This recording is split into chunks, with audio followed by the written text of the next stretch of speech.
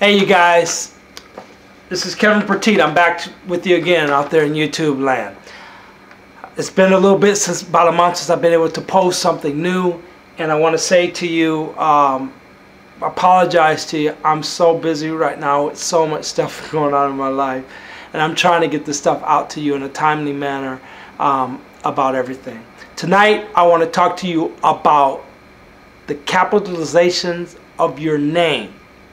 The meaning of your name spelled in all caps. This is very critical and crucial for you to understand, because this has been hidden from you for years and years and years. Okay? When they capitalize your name, they are creating a separate entity known as a straw man. Okay? Now I'm going to read this to you. And this is something I've come across. Like I said, I have tons and tons of just stuff and evidence and just stuff I've collected over the years, and I've gotten from, you know, the sovereign citizen movement and tax-free movements and different things that and Bill Cooper, just stuff I've collected over the years. Now, understand this, okay? It's very crucial. Everything that you do is spelled with capital letters when it's dealing anything with government, banks, passports, etc. Okay? Let me read this to you. It's called in legal terms as a strenuous homo. What is that? Black's first edition defines strenuous homo as a man of straw, one of no substance, put forward as bail or surety. Straw man, person. Definition: a front, a third party who is put up in the name only to take part in a transaction in name only. Nominal party to a transaction, Black's sixth. The term is also used in commercial and property contexts when a transfer is made to a third party. The straw man person simply for the purpose of retransferring to the transferor in order to accomplish some other purpose not otherwise permitted. Barron's third edition. See note, strenuous homo dummy corporation soul. Note, the original concept of having a straw man to serve as another legal entity which one controlled was beneficial in nature, because one could then accomplish things in the name of the straw man that one could not accomplish otherwise, i.e. acquire things in the name of the straw man and then either control them or transfer them to oneself. The people of the world have been politically and financially ravaged because they did not know of the existence of their straw man, and because their straw man has been used against them for the purpose of transferring debt and liability from their respective governments to themselves. After taking title to one straw man, one can use the straw man to benefit oneself rather than being enslaved and decimated by it. Under the UCC, which is Uniform Commercial Code, our straw man is defined as and serves as a transmitting utility. See transmitting utility. The operators, controllers of the industrial system have set it up so that the only way for natural persons, men, women, and children, to obtain the industrial goods and services of the nation is through a nominal third party, a front man, a straw man. The straw man has an all capital letters, same sounding, see idiom synonymous, name as you, natural person, but is an entirely different type of entity, artificial person, than you, see person. Because all of this, all commercial industrial activity must pass through the name of the straw man to you, And because the straw man is registered, taxes are easily monitored and assessed.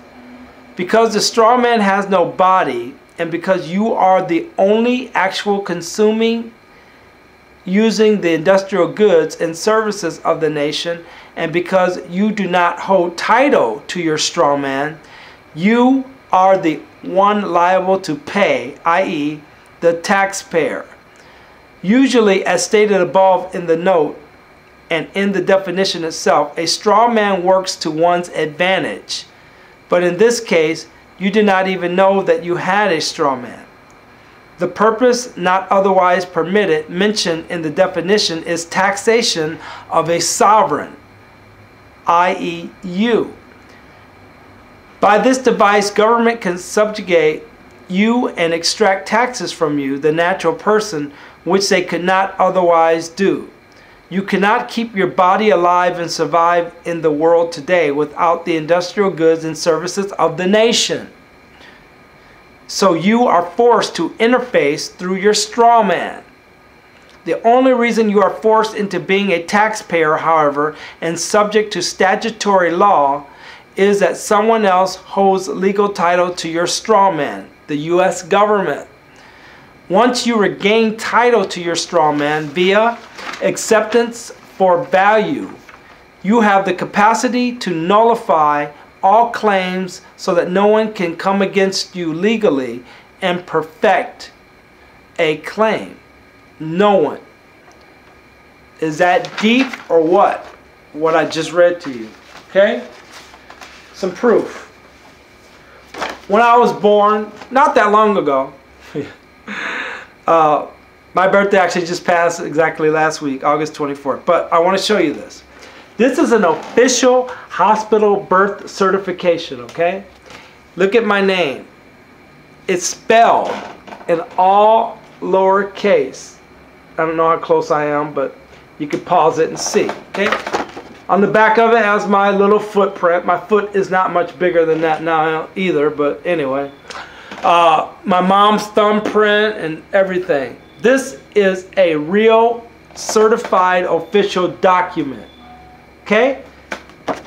This is a card on it, but that's what it looks like. Yes, I'm from Rockford, Illinois. For all of you that do not know.